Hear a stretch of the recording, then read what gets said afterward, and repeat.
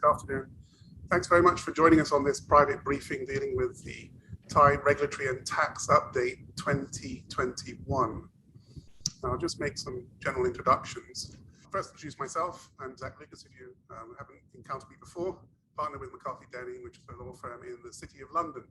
I have over 20 years legal practice experience, dealing with all areas of international private client law. More latterly dealing with the regulatory environment that's emerging with high net worth individuals, particularly dealing with things like the OECD rules, be it with the Common Reporting Standard or the mandatory disclosure rules, some of the stuff that we'll be discussing later on in this private briefing. We're joined today by Kun Chinapat Visitapat from One Law Office based in Bangkok. Now, Chinapat has over 30 years professional experience and deals with a range of issues and a range of taxes. A lot of commercial taxes, mergers and acquisition related, as well as families and family businesses. Chinapat sits on a number of boards and a number of institutions. Most notably, he sits on the Subtax Committee for the Thai Chamber of Commerce, Board of Trade of Thailand, and is a tax conciliator of the Central Tax Court, and sits on a number of audit committees for listed companies. I'm very grateful to be joined by Chinapat today. Thanks, Zach. John Shoemaker is with Butler Snow. Now, John is a regular with some of my briefings. John is a US tax and estates attorney with over 30 years experience. Now, John obviously advises on all areas to deal with US federal income, gift and estate taxes, and deals quite extensively with high net worth individuals with US connections. So if I have US issues, I would only use John. Happy to be joined also by Joe Tang, Head of Sales, Amicor Group. Joe has over 20 years professional experience, trust company service provider market, and deals quite extensively with high net worth families and individuals, particularly dealing with their structures and the way in which they put together their trusts and company undertakings. Joe also has extensive experience with the application of regulatory law to some of these overseas structures, and has obviously had a lot of experience in remediation of these structures as well. And then finally, happy to be joined by Roger Chi, Chief Executive Officer of 1291 Group in Asia.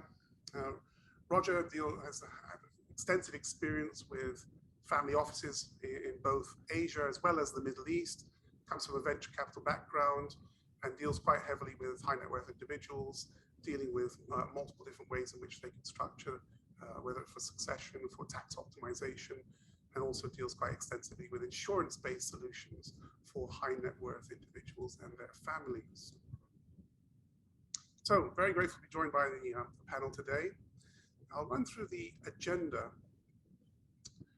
So obviously we'll go through a number of tiers. The first that we'll start off with on this briefing is the international financial surveillance and what's developing internationally, and especially how that's starting to impact domestically into Thailand, both going into next year and then obviously going forward in time.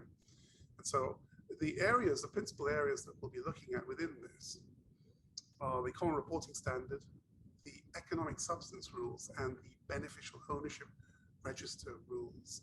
Now, if you're new to this, it'll become obvious. I'll do it in a very sort of gentle way as to what these rules do, but they're all bound into this whole issue of international financial surveillance of high net worth individuals and their families. We'll then look at the US side, because obviously with Thailand and the US, there's quite close ties, and there's also a lot of intermix with families. And so I've invited, obviously, John is here to help us with the US financial surveillance aspects of what's going on there. And we'll run through a number of the initiatives that John will update.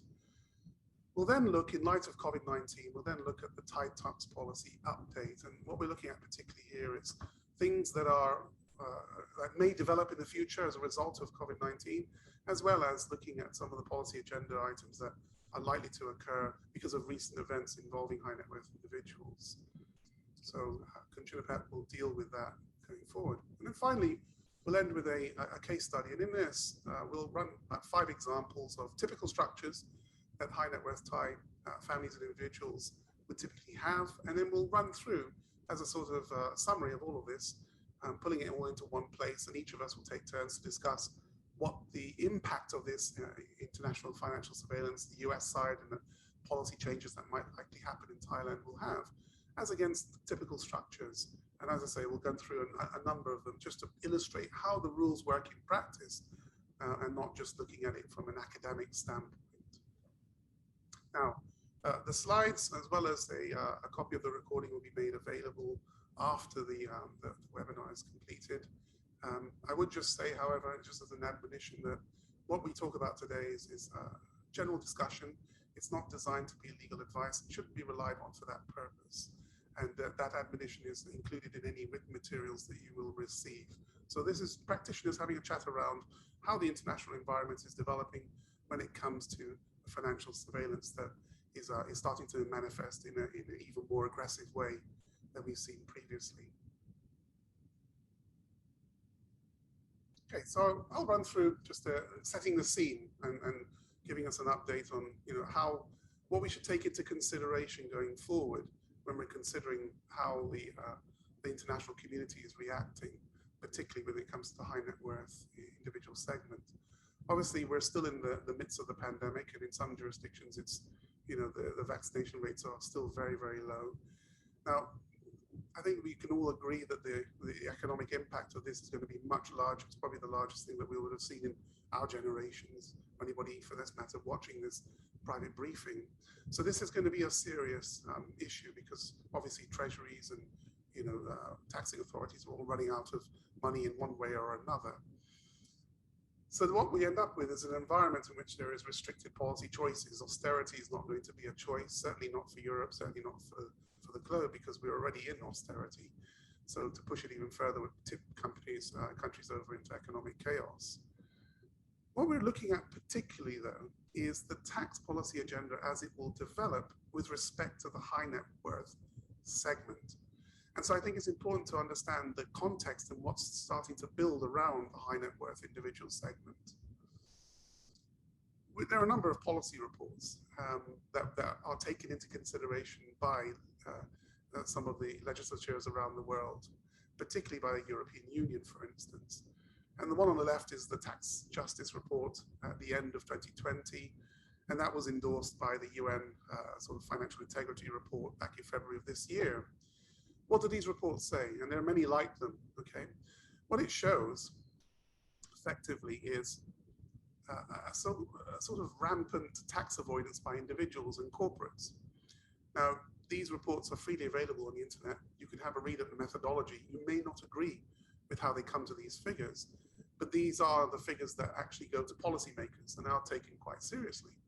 So from a high net worth standpoint, 182 billion annually in tax evasion is what they're estimating, which is an extraordinary figure, and extraordinary in the context of how much has been put into trying to reduce the amount of tax avoidance that occurs internationally. But that's the figure that they put. They also highlight the jurisdictions, the top 15 jurisdictions that cause this amount of tax loss. Coming in at number 1 is the Cayman Islands, and then the UK, Netherlands, Luxembourg, etc. But what you'll notice is a lot of the prominent offshore financial centers are mentioned. So Jersey is included, Singapore is included, the BVI is included, as well as obviously the Cayman Islands. And again, you may disagree with the content of these figures, but policymakers, and they are quoted by policymakers, European parliamentarians do quote these figures going forward, and this will make a difference. Now, in the midst of all of this, whilst we have COVID-19 going on, we have reports coming out that there is rampant international tax avoidance by individuals. We have a constant stream of data leaks, kicking off with the Pandora Papers, and later on we had, the Paradise Papers, then the Bahamas leaks, and now recently we have the Pandora Papers. So it gives a sort of image of high net worth individuals whenever they're engaging internationally. The only thing that can be going on is something bad. And that's a tabloid approach, okay? It's not justified necessarily by court proceedings or by anything else. It's a tabloid approach And it's something that we are seeing from the private client perspective on a continuous basis now. The Pandora, no doubt there'll be further data leaks and so-called exposes going forward. I think the most important aspect about these data leaks is not so much as the posturing on the theft of data and the privacy implications, but just the long-term policy implications of these data leaks going forward. I think that's probably one of the most important aspects of this. So here we are. What can be the international community's response to the perceived high net worth avoidance, as well as all of these data exposés? So the OECD, which is the international body that sets some of the standards on tax compliance, has put together this guide on engaging with high net worth. It sets out a menu of options that tax authorities may wish to pursue when engaging with their domestic high net worth individual community. So in other words, a Thai tax authority, like any other tax authority in the world, may look and consider the guidance contained in this document. And so what do they have? Well, they look at, in a very sort of economic kind of way, they look at the demand for avoidance schemes and how to counter that with high net worth individual units, which is tax officials that are specifically allocated to high net worth families as their liaison with the tax office. Unexplained wealth orders, UWOs. They also look at the supply side, so mandatory disclosure. So they look at what they call enablers of tax avoidance, accountants, lawyers, private bankers, and they look at how to counter this with putting disclosure requirements or naming and shaming professionals. And then on the product side, if there's a product-based approach, they look at general anti-avoidance rules or retroactive laws that will effectively invalidate an approach that was legal at the time. So this document contains a long list of potential approaches that tax authorities may wish to undertake when they seek to recoup or try and increase the tax take from their high net worth individual community, or seek to sort of remediate and make more compliance. Now, for our purposes for today, what's the immediate outcome of this document, and what do we think is likely to emerge internationally? And then extrapolating that down to what will likely unfold in Thailand going forward. So I think it's fair to say, given how the sort of background to this, that compliance audits will be a feature going into the post-COVID environment. I think everyone can accept that. And if I look at some of the statistics on this, and I'll just scroll forward. We've got two statistics that are interesting. So first is the financial crime, sort of Tax Academy for Tax and Financial Crime Investigation. We see the numbers of audit inspectors that are attending this course or these sorts of trainings going up continuously over the years. Even into 2020, the numbers were still climbing. And then we look at the amount of countries that are sending the sort of tax investigators into these courses are also rising. Now, this is not the only basis on which capacity building can occur. Okay, so there are other ways in which local tax officials and local tax officers can build their capacity to begin the audit assessments of high net worth clients. But what it shows is it's a trend. That's a lot of resource being put into training individuals to begin the process of tax investigations. And so we should take notice of that, particularly in the context of what would likely be the case going forward from a tax standpoint. What's the engagement strategy? Of course, it's quite topical to talk about tax reforms, decreasing tax rate, wealth taxes is something that we're seeing emerging in South America. It's something that has been discussed in Europe. Windfall taxes, no doubt, will be discussed going forward, but there will be necessarily some way in which countries will have to recoup all of the resources that they're pouring into keeping their economies going whilst the pandemic continues. Now, for today's purposes, the one aspect of all of this which is consistent is enhancing financial surveillance of high net worth clients and their families and their international structures. That's almost a bedrock for all of this to work. And this is an approach that we suspect tax authorities around the world will adopt if they're not already doing it. And that has implications, obviously, for Thailand and for the discussions that we have during the course of this briefing. So what is the principal financial surveillance devices? What's the approach? Well, there are basically three methodologies to this that we've seen in recent past. There is the automatic exchange of information between taxing authorities. And this is something that, from a Thailand perspective, is fairly alien and unknown, but it's something that, as we'll discuss, is coming in next year if the timeline is kept, which is the automatic, habitual exchange of information with respect to taxpayers and their accounts for year after year without limit. Spontaneous exchange is also something that we're seeing developing now. Spontaneous exchange is where a tax authority in one jurisdiction simply exchanges information without request to another jurisdiction because there is a link, and usually it's because there is a taxpayer or a resident in that jurisdiction. This is another area that's developing. And then finally, this one, which is the public accessibility of information. I think this is going to be the one that primarily is going to be the sort of area of greatest development going into the end of this year and into 22.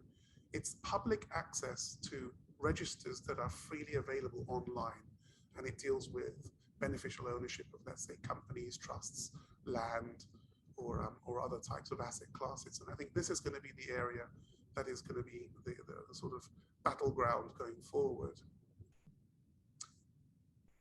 Now, from a Thai perspective, if we try and bring this stuff from an international standpoint and start looking at how this is impacting the Thai high net worth community, I will look at the Common Reporting Standard and I'll explain it in a sort of user-friendly way. So for attendees that are not familiar with how these mechanisms work, this is a very good primer. For those of you who are professionals who have been dealing with this for years, forgive me, it's going to be a little bit of a recap for you.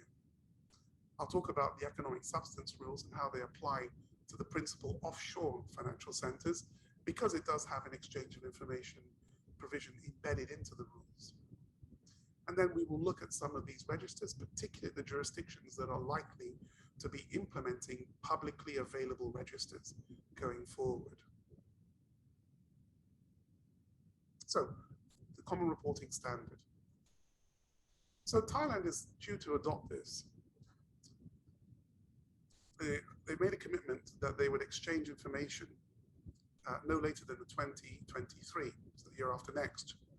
That means that Thailand has to domestically implement the Common Reporting Standard by next year. So January 1st, 2022, we have to have the CRS in effect in Thailand. There's a bunch of treaties in the background that helps all of this wire together internationally. The Mutual Assistance Convention has been signed by Thailand, but not yet ratified. Thailand is currently on an EU grey list. In other words, it needs to ratify this convention if it doesn't accelerate itself onto a blacklist or a formal sort of list. So there is some push factor involved in this from the European Union that Thailand adopts these Common Reporting Standard rules going forward. So working on the assumption that we have Thailand adopting, as it should, January 1st next year, I'll do an overview of how the rules actually work.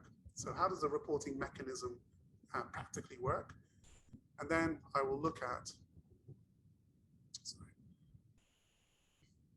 some of the reportable accounts, or what financial accounts will be captured by the rules. So looking at the reporting mechanism. Now on this diagram, on the left-hand side, we have financial institutions in Singapore, and then we have the Singapore Tax Authority. And on the right-hand side, we have financial institutions based in Thailand with the Thai Tax Authority. And this is how the mechanism works. We have a resident, a tax resident in Thailand. That resident has an account in Singapore with one of these financial institutions. Now, the rule will work this way. Those financial institutions in Singapore will have to identify their Thai tax resident clients. When they've identified those Thai tax resident clients, they will then report them to the Inland Revenue Authority of Singapore. The Inland Revenue Authority of Singapore will then exchange details of the accounts and the individual to their Thai tax counterparts in September 2023. So the information about that particular tax resident, the account, the value as at 31st of December 2022 will all be exchanged as at September 2023. That's a simple mechanism, and it will happen every single year thereafter, as long as the Thai tax resident individual maintains an account in Singapore. and there's an exchange relationship with Thailand. The mechanism is reciprocal. So if we have, in reverse, an individual that's tax resident in Singapore holding accounts in Thailand, then the Thai financial institutions will report to the Thai tax authority. The Thai tax authority will then report out to Singapore. So it's a reciprocal mechanism, and it goes on as long as you have the account. This will continue as a circle forever after, automatically. Now, insofar as the countries involved, I think it's important to understand that the Thai tax authority will gain access under this mechanism to a whole range of jurisdiction financial institution data.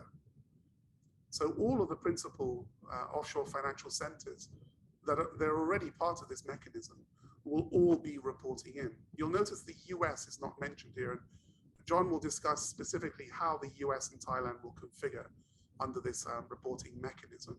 But you'll see, obviously, there are a whole range of jurisdictions. I've underlined them in red that are captured by this. And these, so if you have financial accounts in any of these jurisdictions, this is where they will pour into the Thai tax authority the data with respect to your financial account.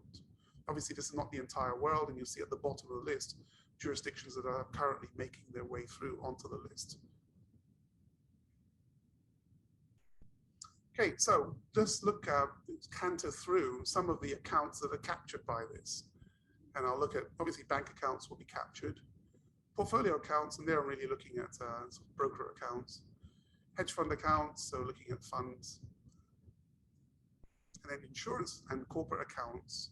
And then finally, trust accounts. And I'll explain how this all works. But these are the typical canter through of asset types or financial account types that you would expect to be captured. So very simplistically, I have an individual in Thailand, tax resident in Thailand, that holds a bank account in Singapore.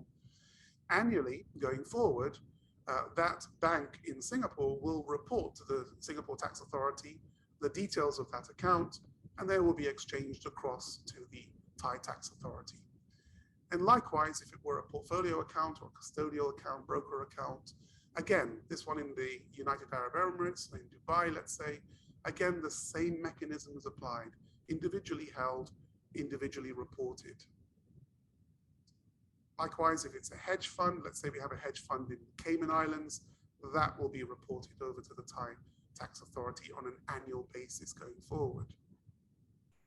If we have an insurance-based product, if it has a cash value, so if it's not a sort of term life and it's not a liability related, but it has a cash value, and perhaps Roger might mention what that means later on, then again, that is reported. Here we're saying that we've got one in Luxembourg, held by a Thai tax resident individual, that will be reported to the Thai tax authority. What if you hold accounts indirectly through an offshore company? Now, in this case, we've got an offshore company and it holds an account with a bank. Now, here you need to consider the types of individuals that are connected to the company. And I've got individuals with more than 25% shares, individuals with less than 25% of the shares, and then someone who's just made a loan to the company or a debenture.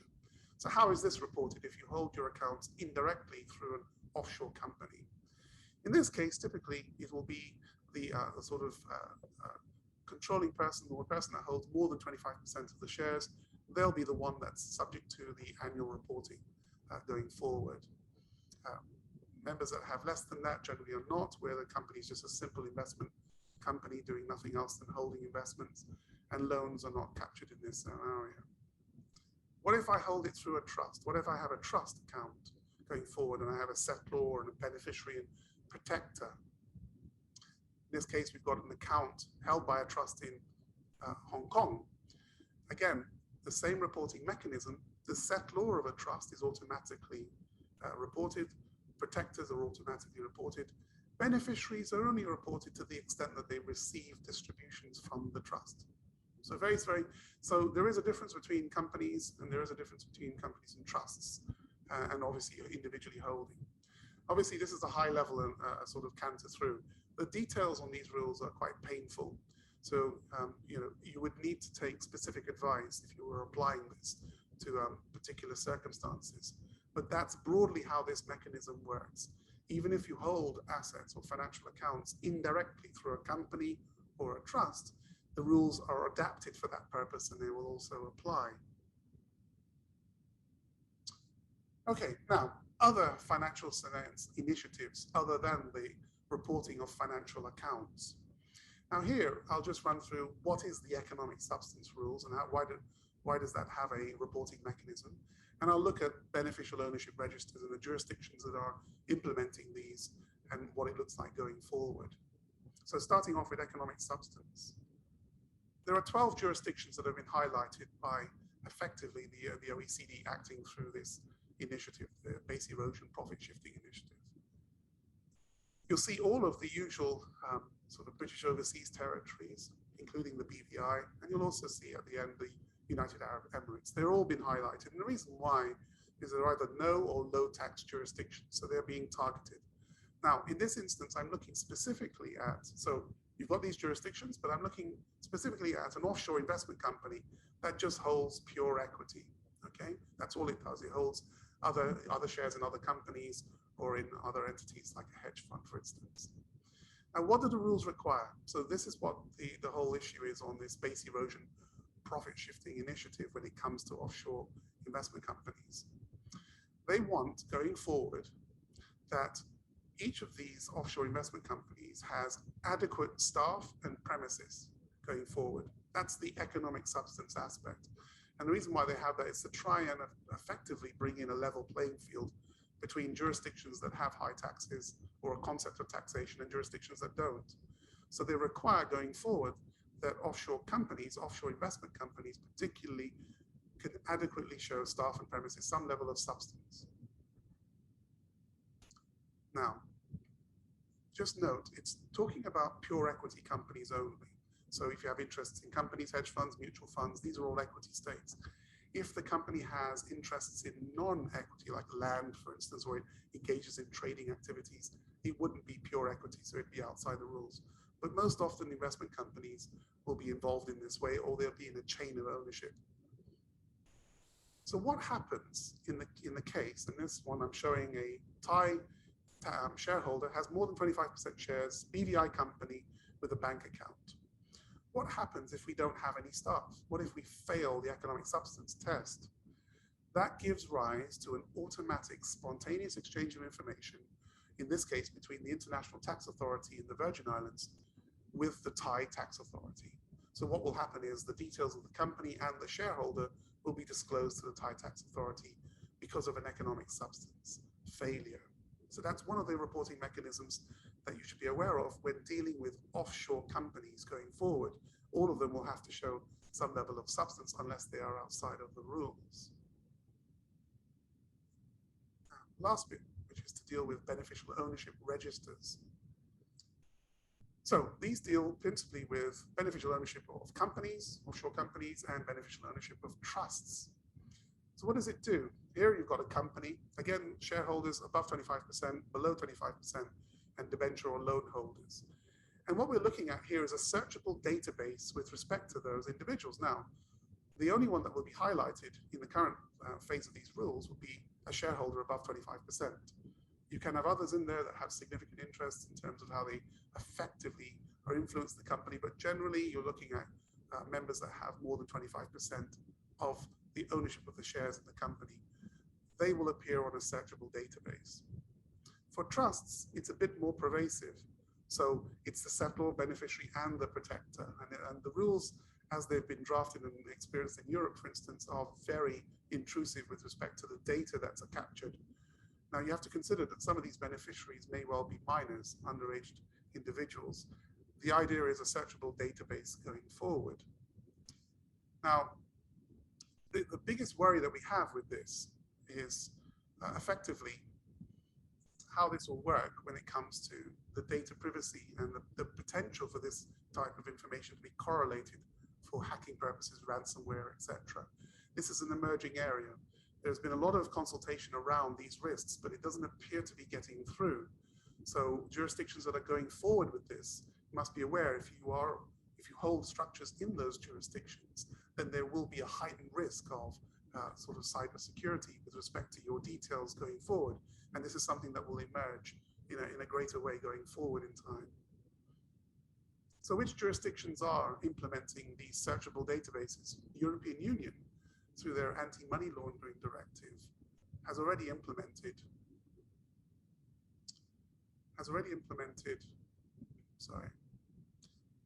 the public access to corporate registers. So any companies that you have in the European Union, Cyprus or Malta or Ireland, would be captured on a corporate access to the register. With respect to trusts, there's only qualified access, so you have to show a legitimate reason. Now, here's the interesting point. When it comes to a legitimate reason, an investigative journalist has a legitimate reason to search the database, and that's written into the preamble or the opening to these EU directives. Now, other jurisdictions that have implemented searchable databases, back. The UK, all companies in the UK would be subject to a corporate, open, freely accessible corporate register. Again, for UK-based trusts would be the same. Now, the UK is generally not a jurisdiction that you would set up overseas companies when you're investing or holding your private investments. However, it's the British overseas territories, they become a lot more interesting for this.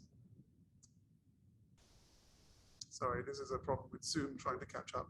So British overseas territories, they will have public access to the corporate register going forward from 2023 onwards. So the principal jurisdictions that would be captured by this would be Anguilla, BVI, Bermuda, Cayman and Turks and Caicos. So what happens is if you have, and typically many high net worth individuals in Asia will have BVI companies, going forward into 2023, your beneficial ownership of that company will be freely accessible on the internet and searchable. The same applies to the Crown dependencies of Jersey, Guernsey, and Isle of Man. Again, 2023 is the date for that going forward. Now, with respect to land and property, there is no global standard at the moment for beneficial ownership information to be disclosed on holding of land. However, with respect to the United Kingdom, they intend to introduce the Registration of Overseas Entities Act. Target date is this year, although it's been pushed a long time, for a number of years now, so we might not have this. But what it means is this: if you hold UK land through a foreign company, then that foreign company will need to register in the UK and will register its beneficial owners, so that in future you can search the database to see who is the beneficial owner of a property in London held through an overseas company. So this is something that's been suggested many times, and the target date is this year, although we're running out of time. When challenged on this, I think the government has just said that because of COVID, the parliamentary time is limited to bring this into force, but it's something that's a commitment.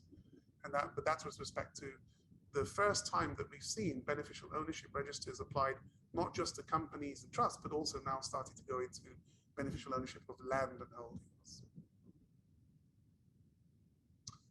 Summary, okay, so there's a lot of concepts there. So what I'm trying to do is to try to show you graphically how to think through these things. So if you hold a bank account, an overseas bank account, then the principal reporting mechanism for that will be the Common Reporting Standard. It will report the account and your association with that account every year.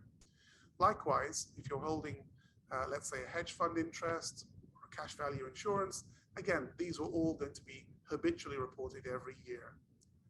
If you hold your asset indirectly or your financial account indirectly through a company, you'll need to consider what your interest is on the company with respect to whether or not you're disclosable going forward.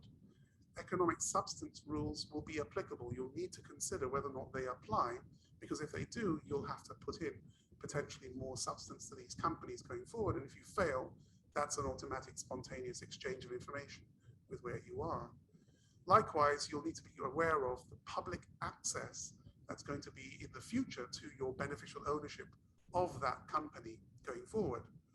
So generally, it's only the person that holds a greater than 25% interest in the company that's reportable for all of these mechanisms. But you can understand there are a number of rules that are all shaping up, from the CRS, the Common Reporting Standard, to the economic substance rules, straight through to the beneficial ownership registers, that all impact on the transparency of these offshore structures going forward.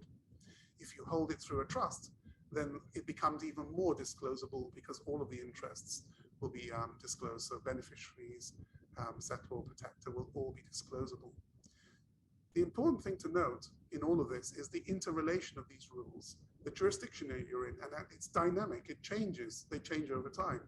And so all of this factors in to show that offshore structuring now becomes a lot more complex going forward. Particularly, the one aspect that you need to consider is the privacy and security considerations in having these forms of structures going forward. Key jurisdictions is the last bit on this. The key jurisdictions on this are Anguilla, Bermuda, BVI, Cayman, Guernsey, Isle of Man, Jersey, and Turks and Caicos. These are the principal jurisdictions that will be affected by these rules in the immediate future, particularly into 2023. Okay. Right. Now, switching over to the US financial surveillance. What I'd like to do is just invite John to run through some of the aspects that he felt were most important for us to consider and understand going forward. And there are three parts to John's narrative on this. The first is noise in the US system, and there's three bits that John wants to discuss here: Pandora Papers, corporate transparency, and tax law changes. So John, if I just hand over to you to run through your points on this. Yeah, thanks, Zach. And you know, I understand, as Zach mentioned, I'm a U.S. tax practitioner. I understand that the U.S. is not the main emphasis of today's presentation, but as we often find, the complexity of the U.S. system can create issues for onshore structuring, whether it's family members that have gone to the U.S. or direct investments into the U.S. or cash flow out of the U.S., people looking at giving up their connections to the U.S. So I wanted to, with today's presentation, do a quick high-level overview with the goal of either,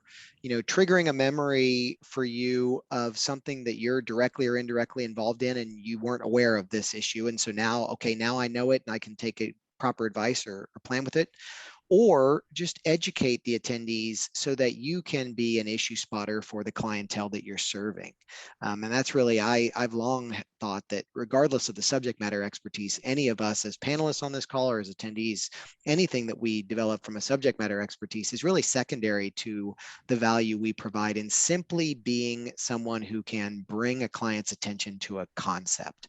So hopefully today's, my short presentation will just give you a heads up on a few things to pay attention to, or as we're starting here on the first slide, maybe you don't need to pay attention to because it's getting some noise in the system, but we can cut through that. So first of all, the Pandora Papers.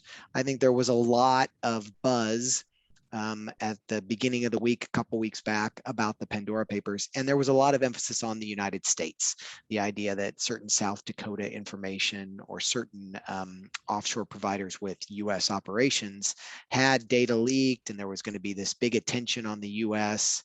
The US had become what they had tried to shut down, the secrecy capital of the world. For a few reasons, I think that's mostly noise. One, just from a general perspective, it passed very quickly. The social media age we live in today, stories, if they don't lock on, they're gone out of people's minds. And unfortunately, or fortunately, depending upon your position, the ICIJ happened to drop this at the same time that Facebook got in trouble for its whistleblower and took all the attention away from this, what otherwise might have been a big story, as we saw with the release of the Panama Papers originally. So I don't think there's a lot of noise there. There's not an allegation that there's illegality happening. The US is pretty strong with the Patriot Act under KYC AML.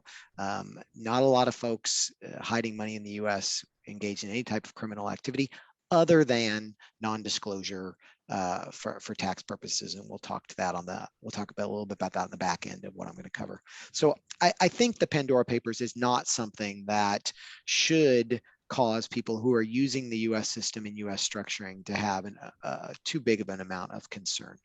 Similarly, a few months before that, there was a lot of noise around corporate transparency in the US, and the US kind of joining on to what Zach so eloquently summarized in the first part of the presentation, this idea of public registers and access to information and automatic exchange.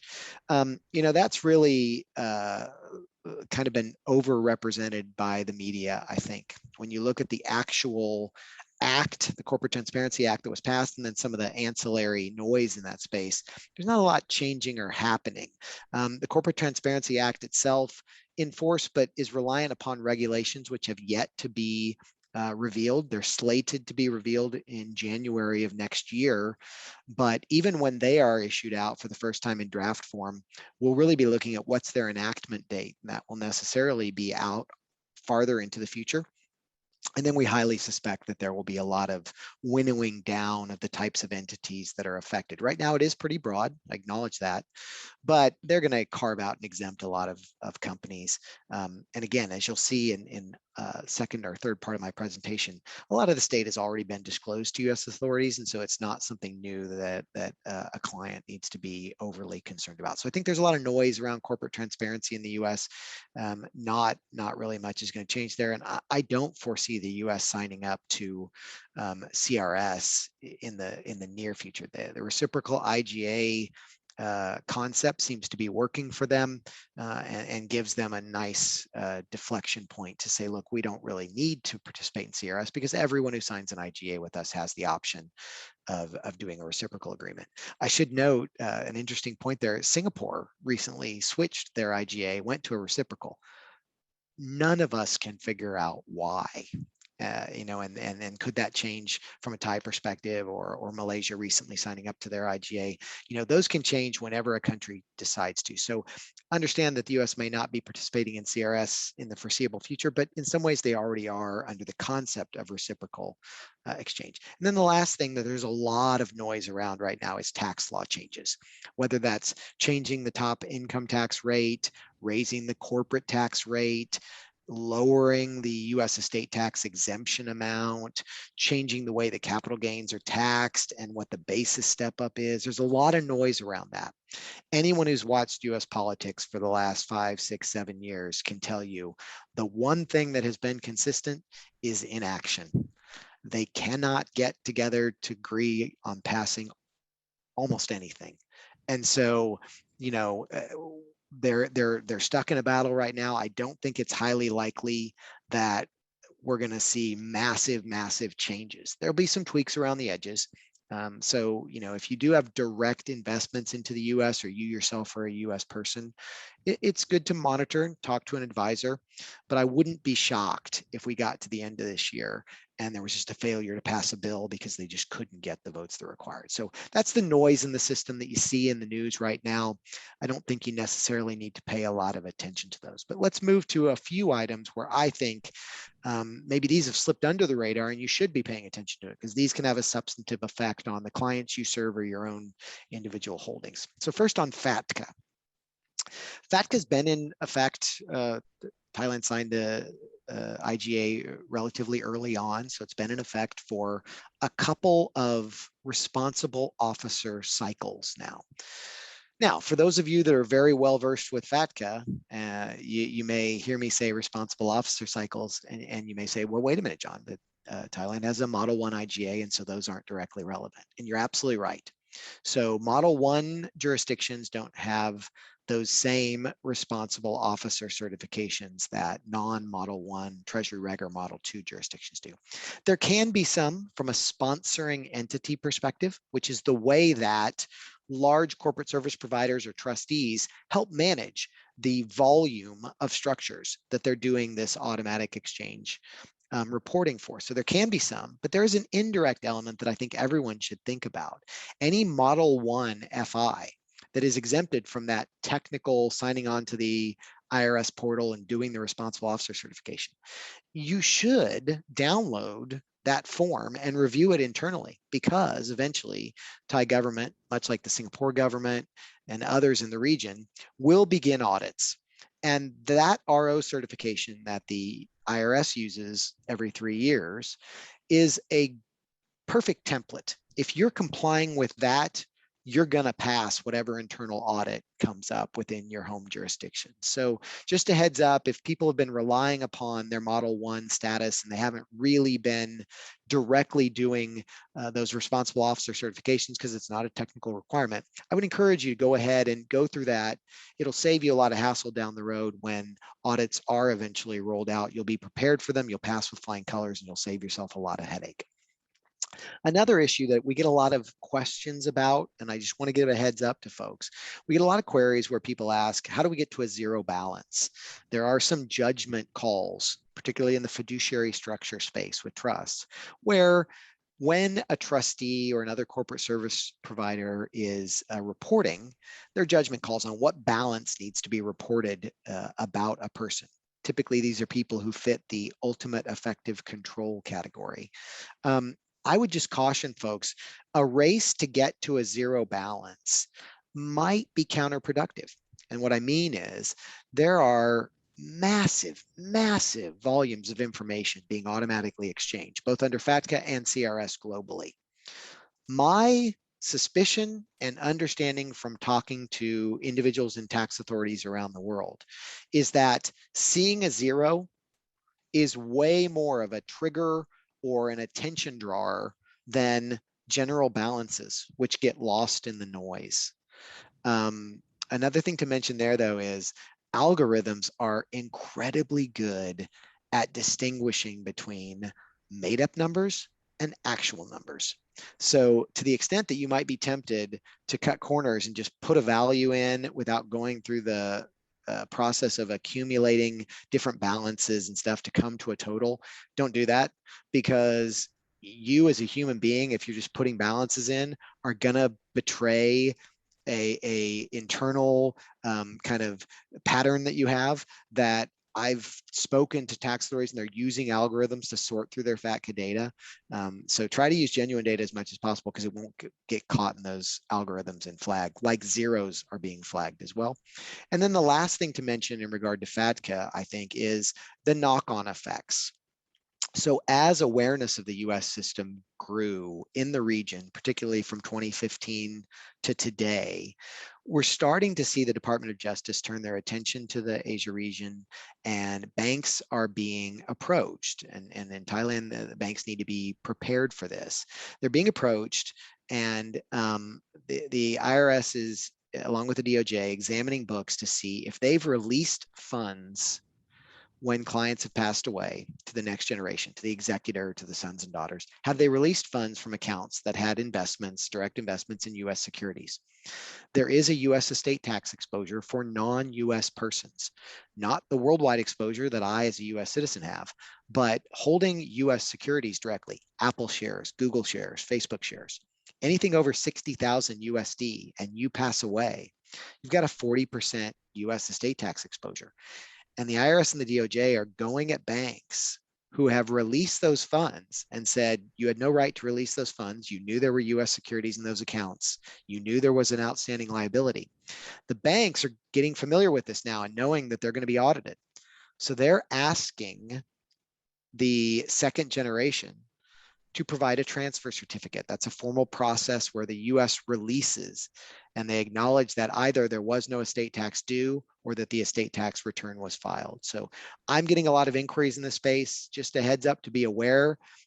If you have clients that are holding US securities directly, it's a very simple fix. Have them change the account over to a properly set up and run offshore company rather than their own individual name. And you've solved this problem and you've saved a lot of time delay and cost headaches for the next generation when the time comes for them to take over the account when the original owner passes away. Lastly, I want to draw people's attention to the things that the IRS itself has said they are paying particular attention to. So we know there's a lot of noise in this space that is real noise and genuine, and you should be aware of it. There are a lot of non-US persons, particularly in Thailand, that own US property. There are several recent, and I say recent, within the last 3 or 4 years, developments where there are forms that need to be filed. Form 5472 is a form where a US LLC that is owned by a foreign entity has to disclose the foreign entity's ultimate beneficial owner information, similar to the concepts that Zach again covered earlier. That for US real estate has been in place for a while now, and there's substantial penalties if that LLC doesn't file that form. Having a US LLC holding US real estate and owned by a foreign company is the most common way of holding US real estate by a non-US person. It's an estate tax blocker with the foreign company. But now there is going to be, and there has been for a little while, this noise in the system where you've got to disclose the identity. It's not the end of the world because that identity was probably already being disclosed to banks and other entities under the Patriot Act and KYC AML. And it's not something that there's an automatic exchange in regard. But it's interesting that the US is being more aggressive on real estate as opposed to US trusts, which was the subject of the Pandora Papers that we talked about. There's really nothing in place to demand that US-based trustees disclose this information to the IRS.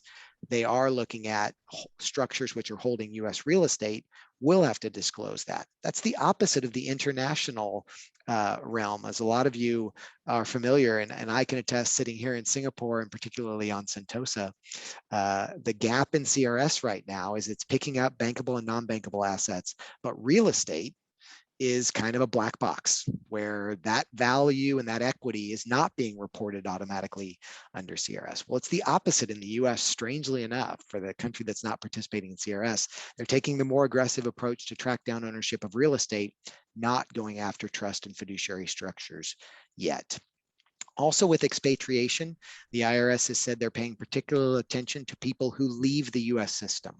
So if you've got clients or you yourself had a US connection in the past, you had a green card, you were born in the US, you were automatically a citizen.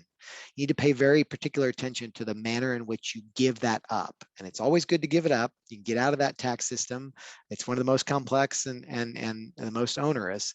But if you don't do it properly, there can be lingering both civil and criminal penalties and tax liabilities. And the IRS has said they're paying very particular attention to the tax returns and the document filings of people who are surrendering their long-held green cards or their citizenship. So important to take advice and get that done correctly. A lot of people don't understand there's a tax consequence of giving up that citizenship or that status.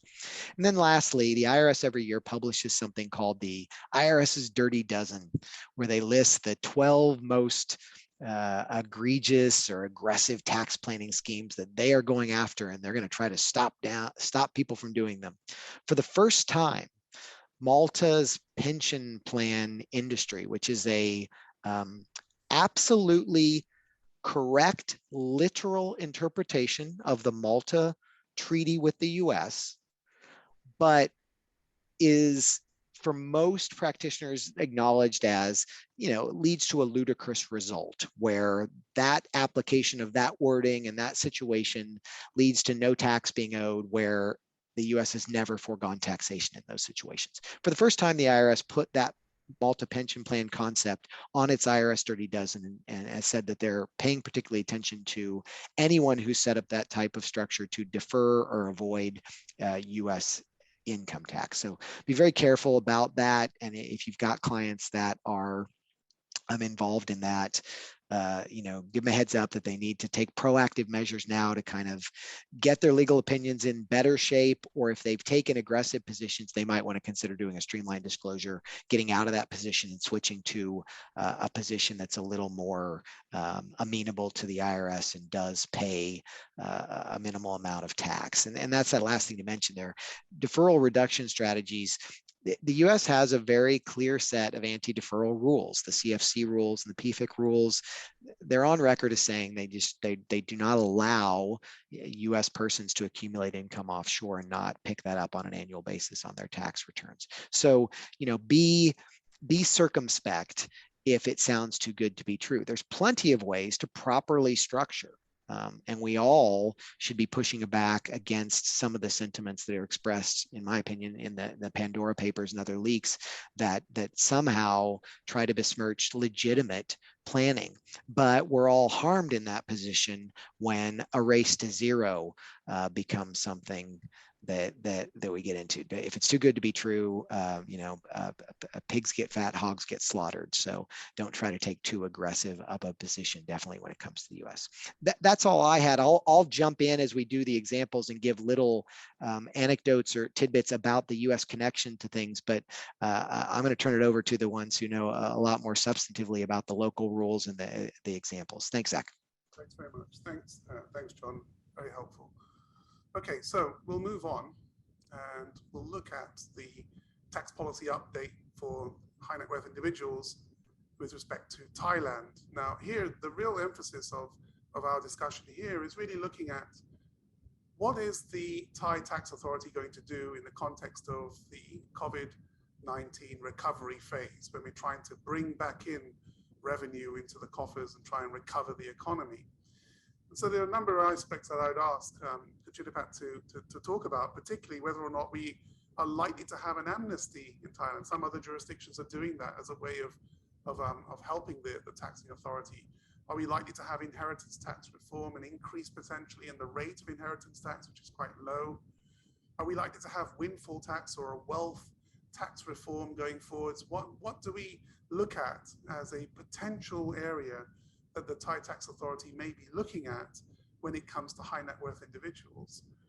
Obviously, Thailand has a very generous system when it comes to tax remittance and the way in which it taxes overseas income and gains. Is there going to be changes there? And then looking more at the use of CRS data, is this going to drive more tax audits going forward? So I'll start with this slate of points, Chittipat, and just ask your opinion.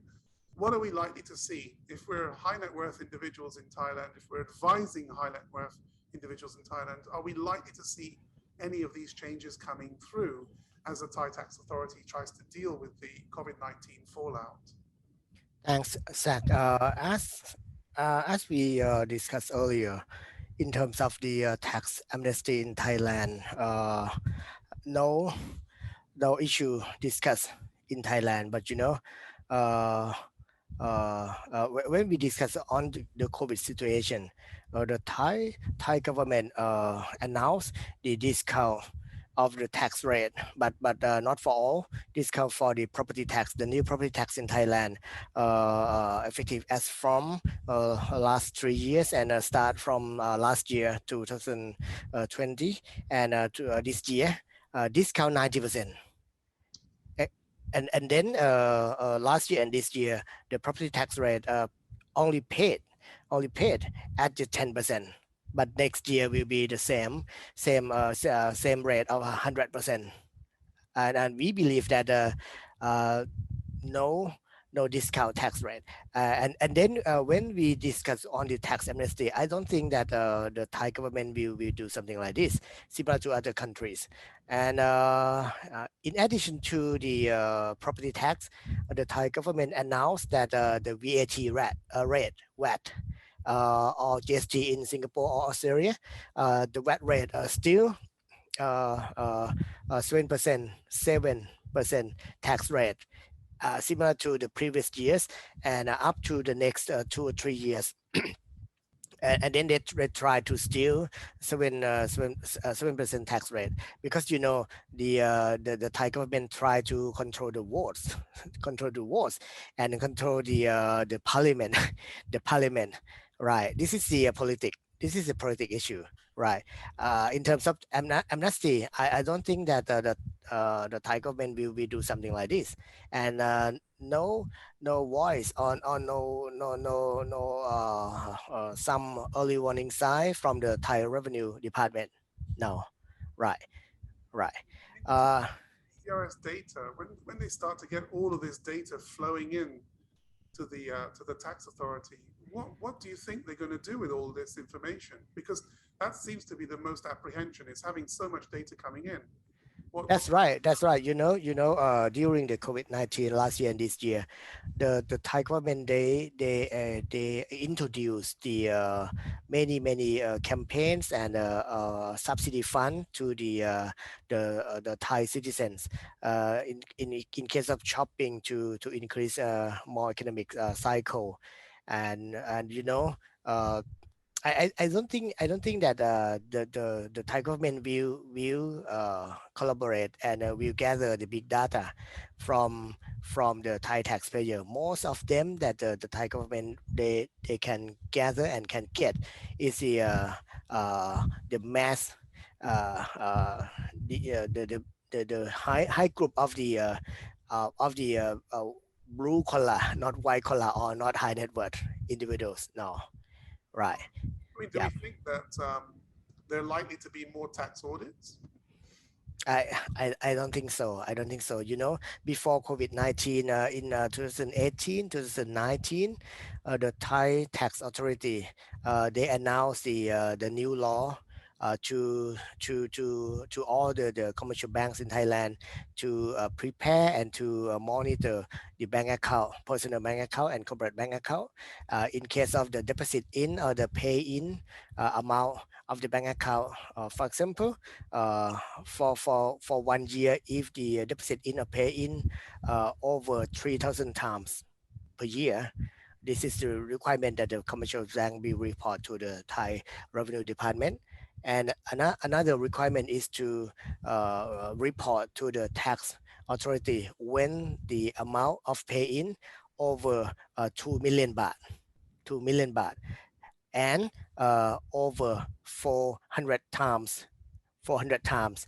And you know, the Thai tax authority, they try to catch up, pass through the tax ID number or to ID number of the Thai citizen. Yeah. But I don't think in practice will be efficient. No. Right. And so, Right. for clients that have significant wealth in Hong Kong or in Singapore, Yep. have companies and BVI, etc. When that data starts coming in, Yep. do they need to be concerned that there'll be questions asked as to how did you accumulate all of this wealth? How did you get this? Is that likely to be something that's picked up on discussions going forward, or do you think that the tax authority is not yet ready to engage with that? Right, right. As we discussed earlier, from my experience, I think the Thai Revenue Department, they will do more tax audit in Thailand first, and they will leave the offshore transaction or offshore taxpayers later. I think because the system. Another issue is language and communication, because you know, when the Thai Revenue Department, they will do something, the tax audit offshore and use the CIS data, I don't think it will be quick for Thailand. Right, right. Right. I think the other aspect was Thailand is obviously a member of this base erosion profit shifting initiative by the OECD. Is it possible, and I've put a whole bunch of terms there, CFC, corporate tax residency, permanent establishment, transfer pricing, thin capitalization. Is it possible that Thailand will start off looking at the corporate side of the taxpayers rather than the individual side, and some of these like CFC rules will be brought in? I wonder if you could just give us an update on, first of all, how Thailand's doing with adopting some of this base erosion profit shifting initiative. Right, right. Concepts like CFC and corporate tax residency and how they apply to Thailand. Just is it something that's likely to be a focus rather than high net worths for the immediate future?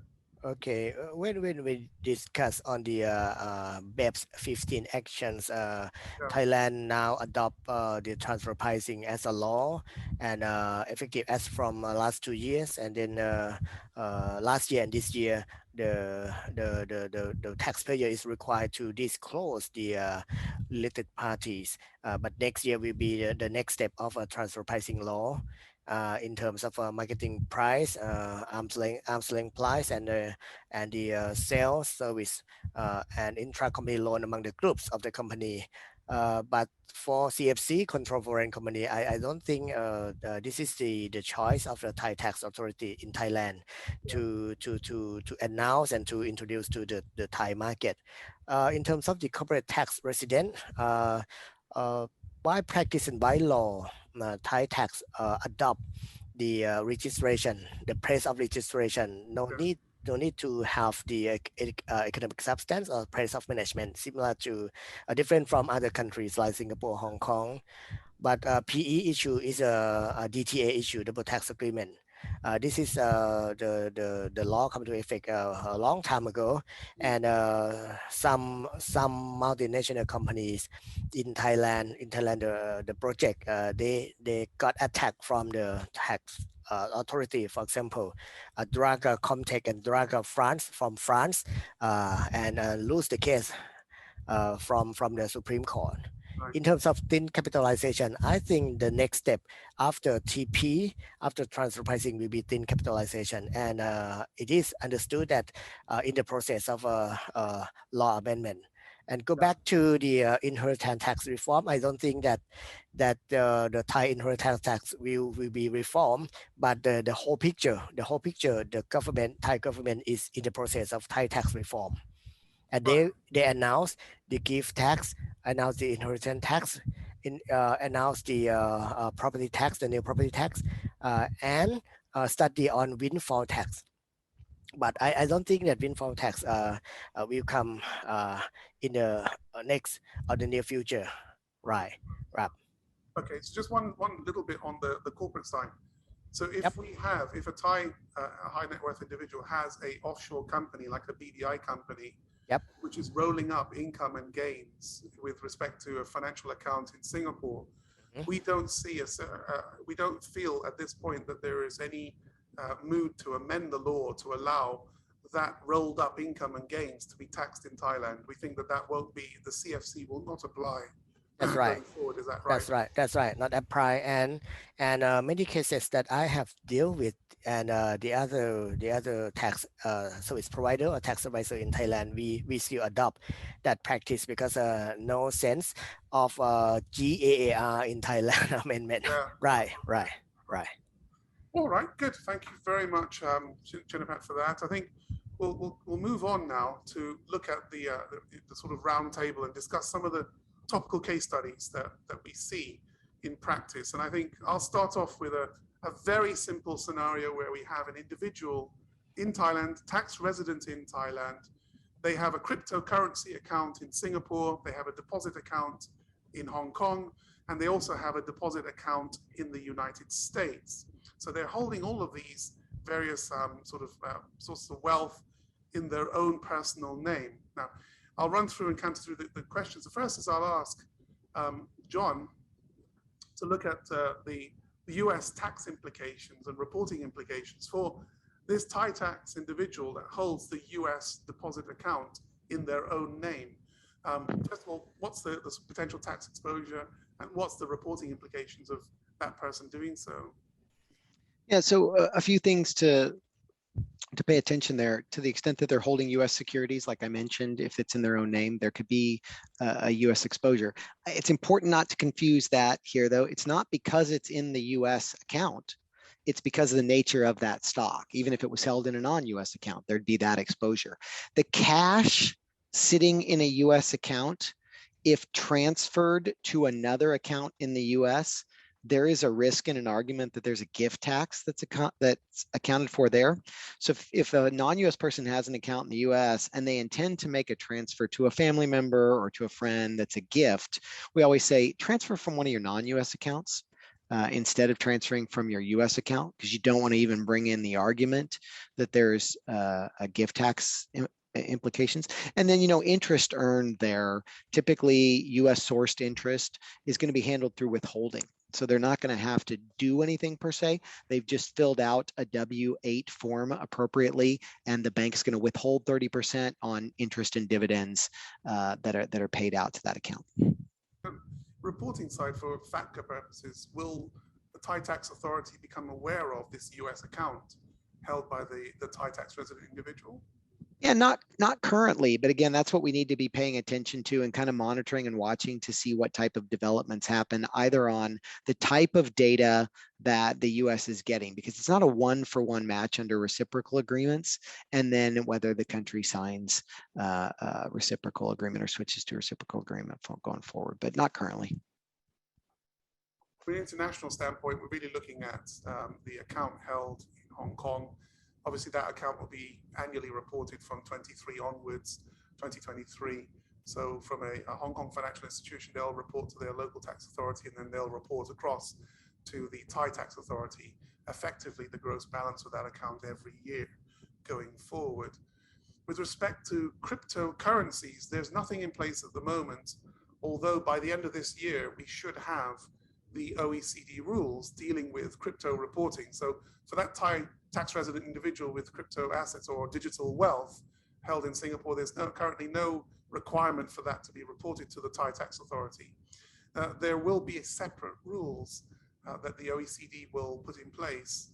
We are thinking that draft of this will be issued by the end of the year, which will mean that as for the bank account in Hong Kong, eventually the cryptocurrency or the digital wealth will also be reported to the Thai tax authority in due course. This may take many years though. It may not be something that will happen immediately. And we haven't seen the draft rules yet, but there are rules that will come into effect both from an OECD perspective, so internationally, as well as with the European Union as well going forward. Now, just looking at the, sorry, I'm just flicking through. From the Thai tax considerations, Chinapat, just looking at this from your perspective, we've got obviously some level of interest of income being held in the deposit accounts in the US and as well as the accounts held in Hong Kong. And then we've got this crypto wealth. From a Thai tax perspective, do we tax cryptocurrency for inheritance tax? Is that something that's covered by the inheritance tax? Are all these accounts going to be taxable? Yep. In case of the cryptocurrency or digital asset or token utilities, Thailand, we announced the digital asset law, and now governed by the SEC. SEC take care of the capital market.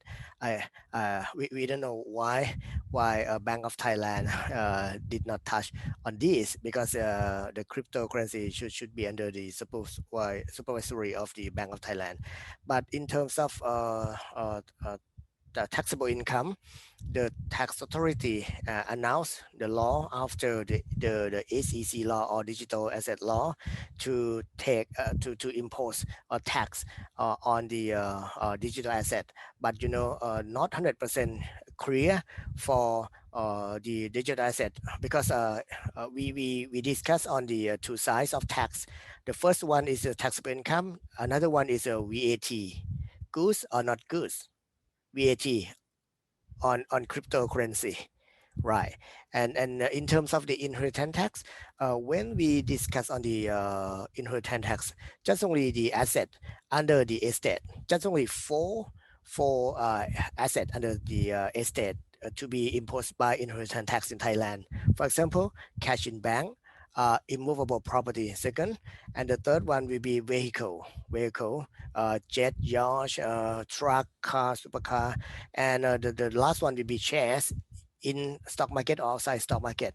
And then the next one, no, not yet announced, and maybe the last one may be the cryptocurrency to be taxed. Yep. Right. Okay. Now, looking at another topical example, we've got a company in the BVI, an offshore investment company in the BVI. We've got various individuals owning an interest in that. So some less than 25, more than 25, some by way of a loan. And then we've got underlying assets. So we've got a property, land in the US, we've got a deposit account, again in Hong Kong, and then we've got a mutual fund in Luxembourg. So a typical scenario of an investment company held by Thai tax resident individuals. So the question is, from a US standpoint, John, looking at the land held via the BVI company, what is the US exposure in those circumstances that the Thai tax resident individuals should be concerned about, and which of them should be concerned, if any? Yeah, so the company itself, the offshore company, as long as it's properly set up and run, is a blocker against US estate tax. So we've got a good outcome from that perspective. However, you got to look at income and disposition. So from an income perspective, if the property is being rented out, then that income is US sourced income. There will be tax owed, and unlike the withholding situation that I talked about earlier with banks, oftentimes those paying rent don't understand. They may have an obligation. There may be a technical obligation that the person renting the home has to withhold 30% of their rental payment, but they're not doing it. That doesn't relieve the recipient of that of their tax exposure and their tax liability. They'll need to file a return, a 1040-NR, and pay the tax. So if someone's renting that property out, you want to look out for a US tax exposure. The other thing to consider is when the property is sold. The US sources capital gains based on where the person making the sale is tax resident. That's an incentive for non-US persons to invest into the US. If a non-US person buys a Facebook share for $1 and sells it a year later for $10, that $9 gain spread does not result in taxation for them because the sourcing of that gain is offshore. If I buy that same Facebook share and it goes up to $10, I pay capital gains tax on that $9 spread because I'm a US tax resident. Property is the one exception though. US got scared back in the 80s that too many non-US persons were coming into California and buying up all the land. So they instituted something called FIRPTA, Foreign Investment in Real Property Tax Act. Basically, it reinstitutes a capital gain on the sale of US property. So if the BVI company sells that property, there will be a gain tax owed to the extent that the property has grown in value from the acquisition cost. You can get around that by selling the shares of the BVI company. But don't get too excited because anybody who's going to pay for the shares of that BVI company are not going to pay the full price that they would pay if they were buying the property directly because they know there's an embedded tax owed when they eventually dispose directly of the property. So those are the primary tax obligations to think about in that situation. Okay. I think from the international reporting, the Hong Kong account will report through and it will capture the individual that holds more than 25% of the shares. Likewise, the Luxembourg mutual fund will also report through. So you'll have dual reporting on that. That's from a common reporting standpoint. So from the CRS standpoint, looking at economic substance, well, that company holds more than equity. It holds a piece of land, and that would take it outside of the pure equity holding rules. So economic substance rules wouldn't apply to that BVI company. However, the beneficial ownership register would apply, and it would again capture the individual that holds more than 25% of the shares. So that individual will effectively be reported on the CRS as well as appear as a beneficial owner of this company on a searchable database from 2023 going forwards. Now, continuing about from the Thai aspects, the Thai tax considerations, we've got individuals holding a offshore company that are Thai tax residents. So what are their principal concerns if they're just shareholders, for instance, of an overseas company? What are the tax considerations there? Okay, Zach, under the current tax law, in terms of offshore dividend, offshore interest received from the BVI company, regardless of whether how much of the shareholding or percentage of shares, not relevant. And if the Thai citizen keep the offshore interest, offshore dividend outside Thailand, and bring into Thailand in the next calendar year, because Thai tax year for the personal income tax, we count the calendar year. In that regard, no Thai tax apply. You know, because we in Thailand, you know, in Thailand we have two rules for personal income tax. The first one is a source income rule, and we are talking about the second one, resident rule. In this case, in Thailand, no nationality rule different from the US. Right. Yeah. Okay. And then finally, I think looking at going back, broader structuring considerations, and here I just open it up. Maybe Joe, from your experience, obviously you've probably seen a lot of these types of structures. Do you see anything that is trending at the moment with respect to holding assets through BVI companies in a broader way? Or is there any comment that you'd like to make in respect of the... Perhaps question to Khun Chinapat. Yep. You look at the succession tax, inheritance tax in Thailand. Yep. What would be the Thai tax consequences if the BVI company passes on to the beneficiaries of any of the Thai shareholders? Okay, Joe, thanks. You're a very good question because you know the difference between personal income tax. We have only two rules on tax imposed, resident rule and source income rule. But for the inheritance tax, we have three rules, different three rules. The first one is the nationality rule. The second one is the resident rule. The third one is the location rule or place of asset rule. The first one, nationality rule, will be applied for this structure in this slide because if the recipient of the estate or asset after the death of the owner, the offshore shares in the BVI subject to Thai inheritance tax as well, Joe. Right. We Yep. might have lost Joe for a minute there. Okay, so I think if we go further on, just bring it back. Yep. Look at this example. Now here we have a Thai tax resident individual. Yep. That holds a trading company in Hong Kong. Uh-huh. That trading company has accounts in the US, has accounts in Singapore, but it also has a subsidiary company in the BVI, which in turn has an account in the UAE. So those are the fact patterns. So it's a Thai tax resident individual with a trading company in Hong Kong with a bunch of accounts and then with a subsidiary in the BVI. Now, John, from your perspective, looking at a trading company holding a US account, does it make any difference from what you were saying previously? You know, a slight little difference insofar as it's properly structured and run. It's a blocker, just like the holding company we were talking about earlier. It's less likely to have a beneficial ownership disclosure. It has a separate legal identity as an active business. From a FATCA perspective, you know, probably not doing any reporting. That reporting is stopping at the level of it as an active NFE.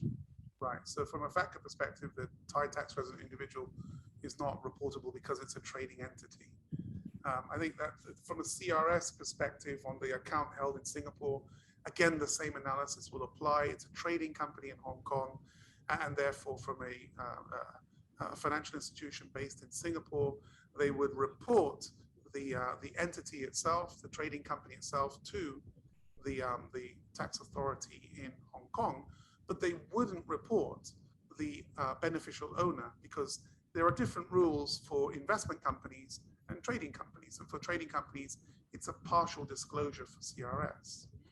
Now, obviously, Hong Kong's not on the list, so we don't have to consider the economic substance rules, and Hong Kong is not introducing a beneficial ownership register.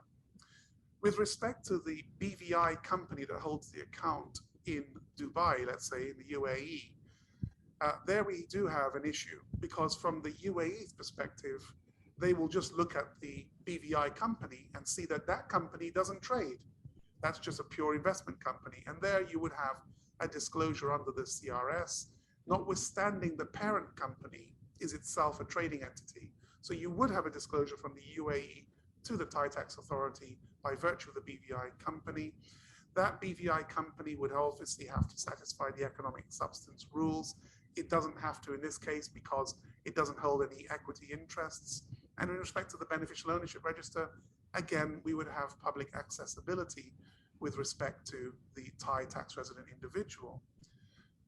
Now, Kachinapat, from the perspective of the Thai individual looking at a offshore trading entity, again, does that make any difference with respect to the rules that you mentioned with respect to remitting income from that entity? How would it be taxed from year to year? Okay, similar to first slides, as we discussed before, no change in terms of the Thai tax perspective, but under the current tax law. But for the future of the CIS law, the Thai cabinet announced to have the two tax law in respect of the CIS. The first one is to revise the Thai revenue code. And the second one is to create a new law under the control of the Ministry of Finance. And then the Thai government will use two CIS laws in, I think, next year or next 2 years to see what will happen offshore. And then I think if the Thai citizen, they are a good boy or a good fed people, no need to concern or worry about it. For example, I have the bank account in Singapore UOB bank account because I am the director of a Singapore company and a BVI company. As a professional director, I just disclose. No need to worry about. But I may concern about my private secrecy, and no need to disclose. But you know why? Because I have no duty or requirement to disclose. Just the bank to disclose, right?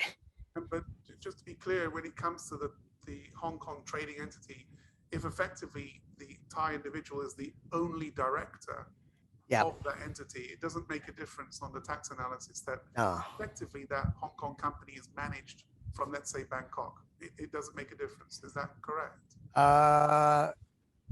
For this point, it should be considered on the PE issue as an agent, if the Hong Kong company, but I have the a connecting point as the director of the Hong Kong company and generate income from Thailand and then derived by the Hong Kong company. This is a PE issue under the DTA between Thailand and Hong Kong.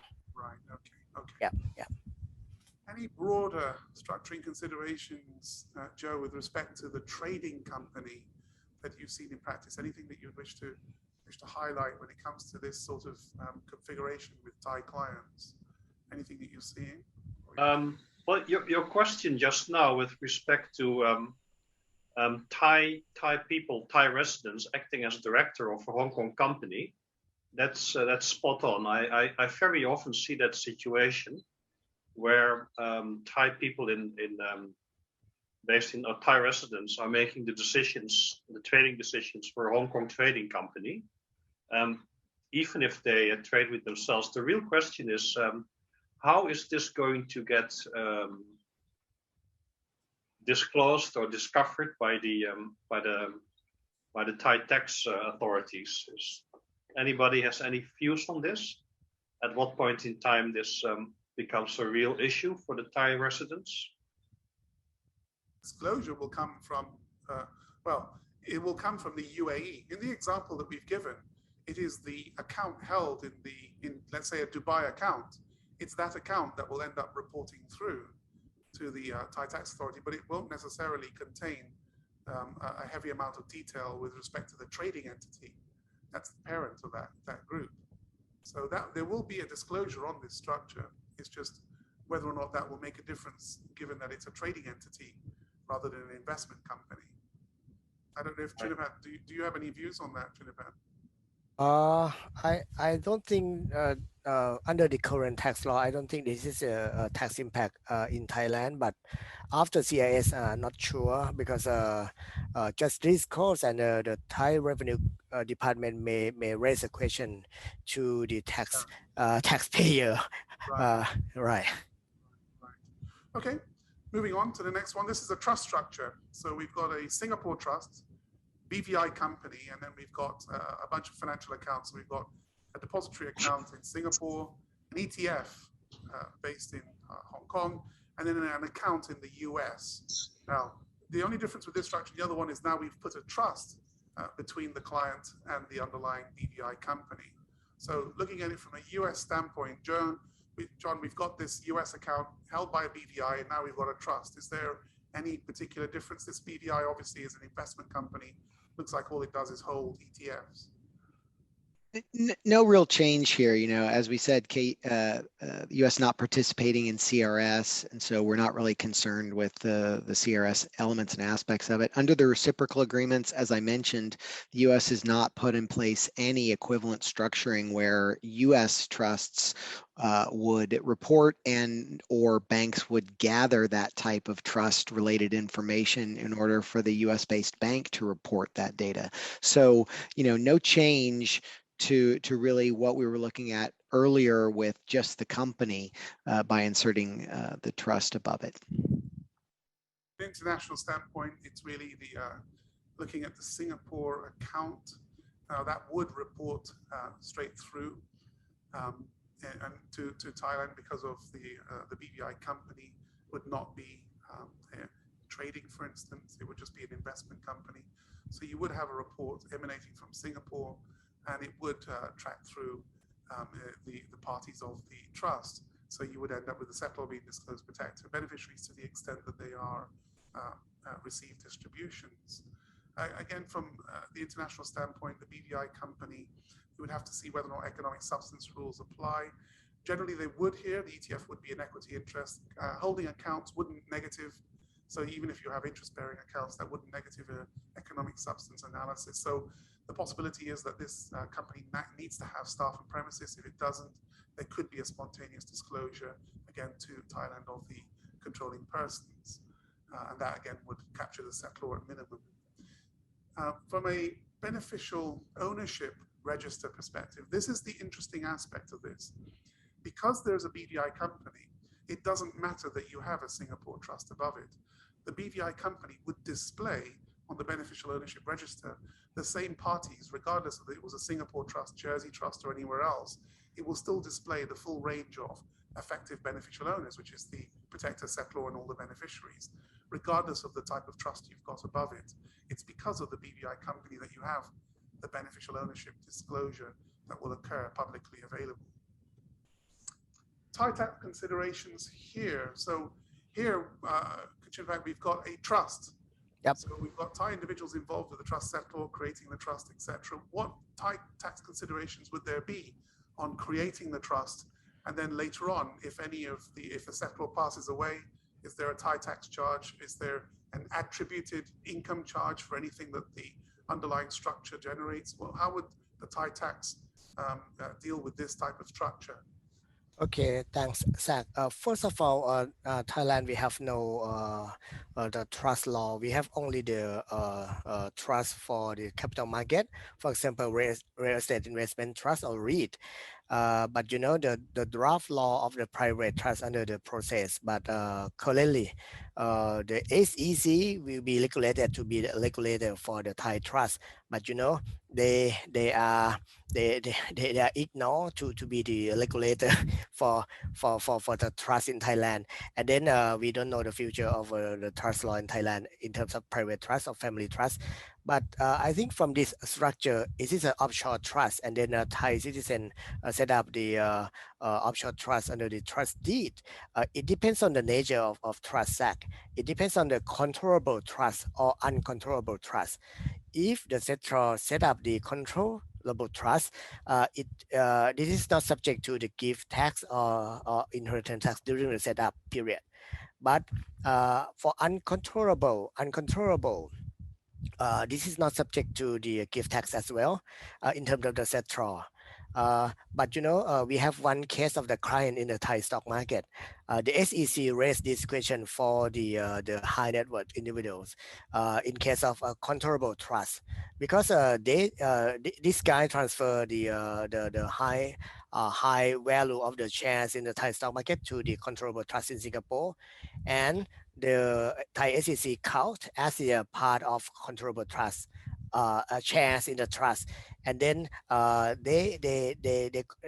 they consider as the acting in concert and count as the voting rights. This is when compared with the tax issue, I think the same. And I think we just wait and see for tax consequence on this issue. So but if the settlor reserved a lot of control over the trust, were we saying that the assets would still form part of his estate for inheritance tax? If it's right. I think so. But just wait and see for the next step of the tax consequence. But I try to understand that the SEC and the Thai Revenue Department, they work together on this issue. Right. And that's a very interesting point. So I guess the takeaway there is, if you were creating an offshore trust for a high net worth Thai client, right. In terms of look carefully at the control mechanism. That's right. In terms of beneficiary, if the beneficiary they receive the return from the trust, this is subject to the gift tax, and go back to the Thai personal income tax rule, resident rule, and they can keep the return proceed outside Thailand and bring into the Thailand next year. Right. That would Right. Right, but inheritance tax, if the trust fund terminate or liquidate, this is subject to inheritance tax as well. Right. Yeah. Any comments here, Joe, from a practical standpoint when encountering trusts with Thai clients? Yeah, maybe just to clarify, Kunchinapat, when you mention a controllable trust or a non-controllable trust, do you mean a revocable trust or an irrevocable trust? No, Joe. Really control. Right. Different issue. Yeah. Right. So in Singapore, a very commonly used feature for Singapore trusts is this so-called reserved powers trust. And the way it typically would work is a Thai settlor would reserve the investment powers to himself. Then in practice, the Thai individual would get a limited power of attorney on the bank account. And he could trade, he could give direct instructions to the bank holding the account, whether it's in Thailand or in Singapore. So what you mentioned is there is a clear risk in that case if you have a settlor reserve powers trust and the settlor is based in Thailand and is still managing the assets. Not sure whether in Singapore you have a PTC, right? Private trust company, right? It doesn't even require a PTC in Singapore. Well, we do have that, but any standard trust under Singapore law, the settlor can reserve the investment powers and several other powers to himself, and it's commonly used in Singapore because it also reduces the risk for the trustees.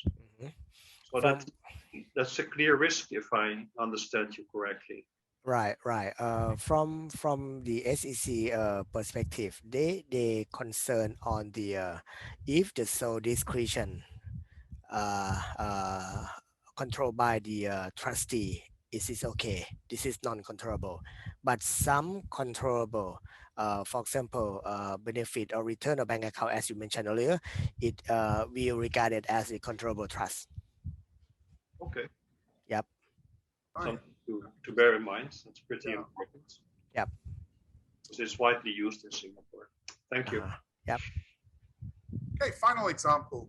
So looking at a insurance-based structure. So at the top we have Thai tax resident individual who's a policy holder in the insurance contract. And I've put in European Union based, so it could be anywhere within Luxembourg or elsewhere within the Union. Now, the beneficiaries of that policy is a trust, and the trust is in Singapore. Underlying that policy is a BVI company, and then that BVI company has a bank account in Singapore.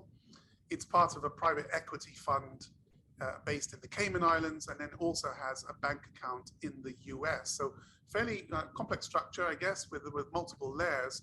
But the key thing to note here is you have an insurance policy holding effectively an investment portfolio beneath it, comprising a BVI company and its underlying financial investments. So first thing, from the US standpoint, we've got a US connection because we've got this account.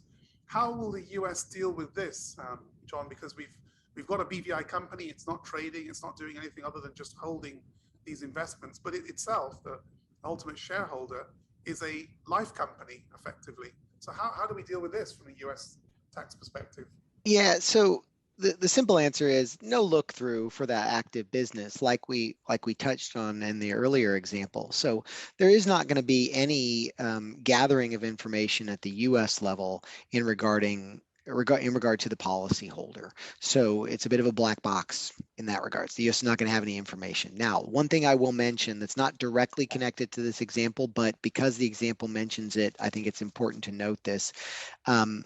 the US does have a very specific definition of life insurance, and it doesn't always match up with the offshore use or definition of life insurance. So if in anywhere in this example, we had US beneficiaries. So if there were US beneficiaries of the trust that's getting the payout, we'd want to look at does the policy meet the US definition? And then that's going to be a knock-on effect to the treatment from a tax perspective, capital versus income treatment. But just with the example you've given, there is no US complication.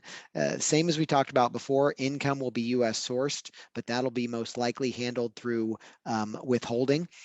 By introducing the life insurance company, it's possible that the company is headquartered in a jurisdiction that has a treaty with the US that reduces that withholding from 30% to a lower number, sometimes as low as 15%.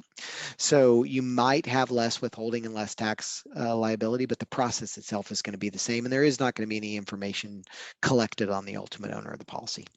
Right. Okay, I guess from the, let's just scroll on, from the international perspective, we've got this BVI company, holds these underlying accounts. From a Singapore perspective, from CRS, applying to CRS, we wouldn't be able to look through this structure to the policyholder. The CRS doesn't capture policyholders. Instead, what it will be looking for in this case is effectively the controlling persons of the life company. Now, the life company is no doubt going to be a listed entity, in which case that's the end of the inquiry from the CRS perspective.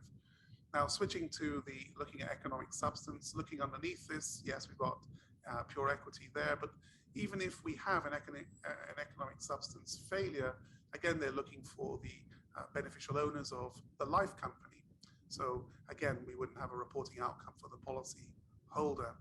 From a beneficial ownership register perspective, again, it's the life company, not the policy holder, so they don't have any reporting. So insofar as the reporting trail here, there's almost nothing going on that will highlight the policy holder, except for one aspect, which is the life company itself is captured by the CRS, and that would need to report the policyholder's interest in the policy. So what wouldn't be disclosed is all of the underlying financial investments that comprise what would be the cash value of this.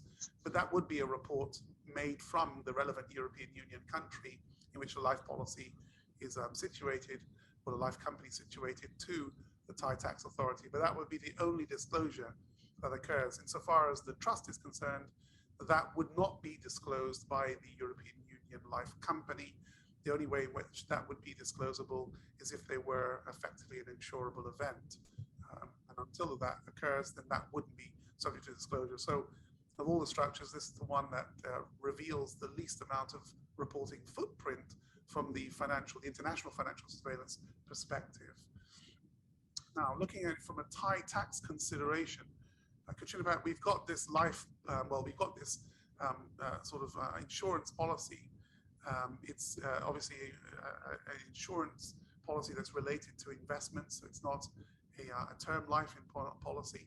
Is there any coverage here with respect to creating the policy by transferring the shares of a BVI company as a subscription? Is there going to likely be any Thai inheritance tax exposure in creating the policy, or is there a Thai inheritance tax exposure when the policy pays out? How would it work from a Thai perspective when you have these forms of sophisticated policies? Okay, Zach, we can discuss into perspectives. The first one is the Thai personal income tax. The insurance proceeds from the policy to the beneficiary. This is exempt from the Thai personal income tax. And the second tax perspective, inheritance tax. Insurance proceed not subject to inheritance tax because the proceeds come after the death, right? And then in this scenario, we have only one concern is the in terms of the insurance policy that no beneficiary mentioned or specified under the policy, because the recent case of the Supreme Court in Thailand ruled that when the insurance policy without the beneficiary, the insurance proceeds will go to the estate and subject to inheritance tax, Right. Right. In this case, Right. we would capture it by the trust. That's right. That's right. And then we need to have a trust or will drafting to cover the insurance proceed. Right. Right. Yeah. Okay. I guess looking, Roger, from your perspective, you've got extensive experience of these forms of complex structures. What would you say in a broader context on how these are put together, and particularly from the overseas market perspective? Yeah, thanks, Zach. So, as you guys all mentioned, by using an insurance structure to hold all your different assets, there's a few sort of advantages, right? So number one, there's a consolidated reporting. So in your case, the Singapore company, the BVI, the US real estate are held by the BVI, all be consolidated into one single line. So all you report back is the cash surrendered by life insurance policy. Everything else below that gets consolidated into just one single line. As Kunchinapat had mentioned, there's no inheritance tax proceeds on the offshore bank accounts, which is, I think, in all the previous examples, if you have an offshore account in Singapore or Hong Kong held by BVI or held individually, that would be subject to the 5%. And as also John pointed out, is we can also use this extensive network of different treaties.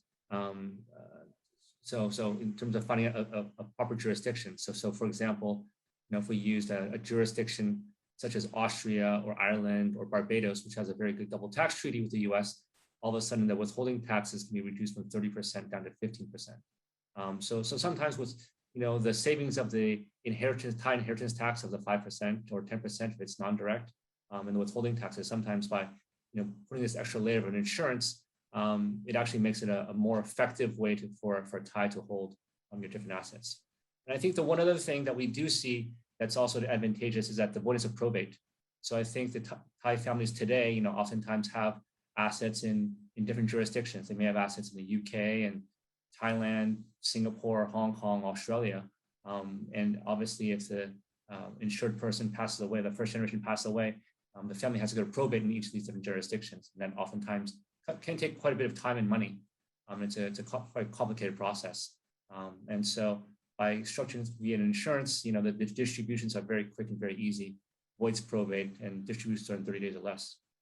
So I think it's a newer concept for the Thais, but I think what we do see is a lot more Thais are looking at this structure as a newer way to structure their different assets, especially with the CRS reporting that's coming in.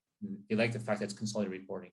Is it the case, Roger, that all policies you can subscribe in kind? Because in this case, presumably the Thai individual has subscribed for the policy using his BVI company shares.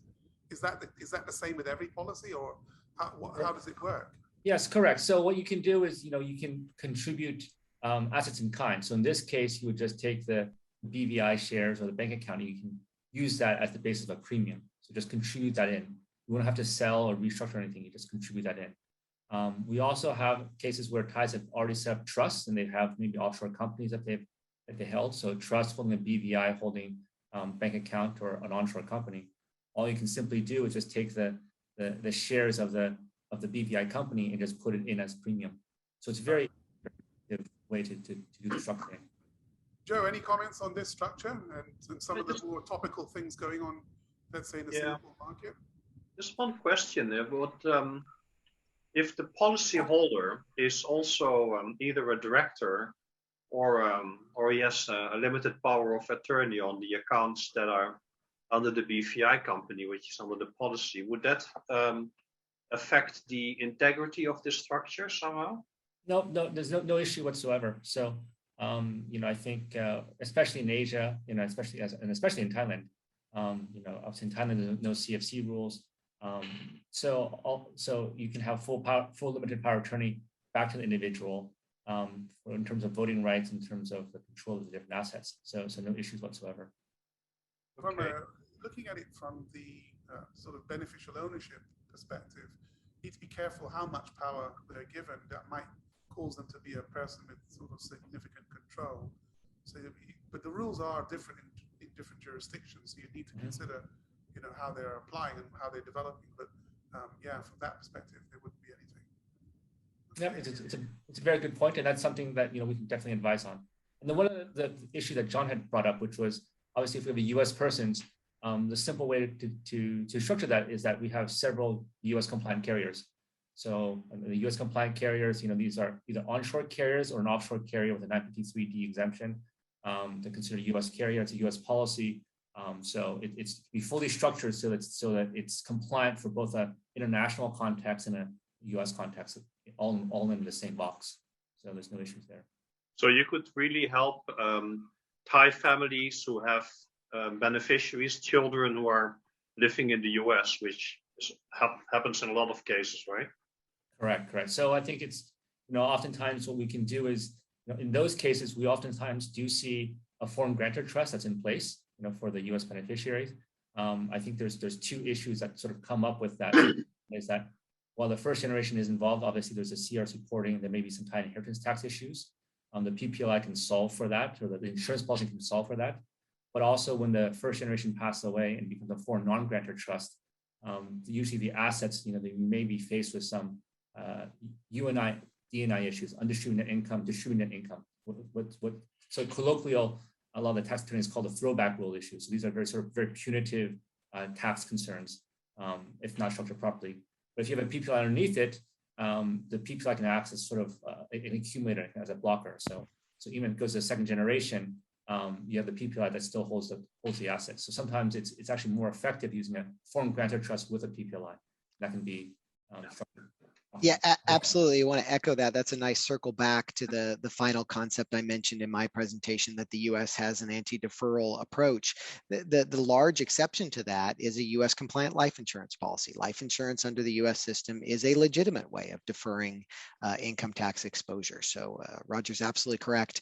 If you've got a situation with a foreign grantor trust and the grantor passes away, but either because of age or capacity or spendthrift provisions, you're not ready to flush income out on an annual basis to the beneficiaries, PPLI can be an excellent way of avoiding those throwback rules that Roger mentioned. Very good. Okay.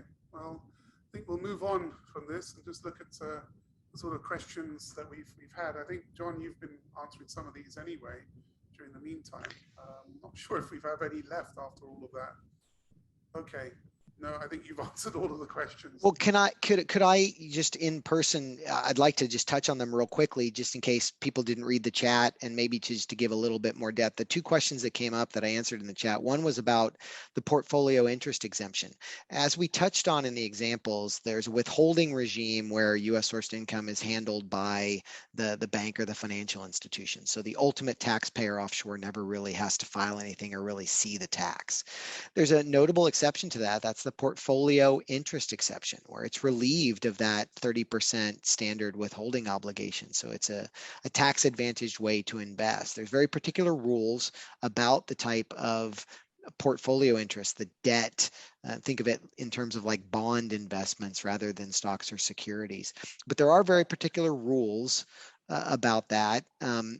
Typically, if you're dealing with a securities online brokerage or a trading perspective, then that's going to be professionally handled if you're trading in the marketplace.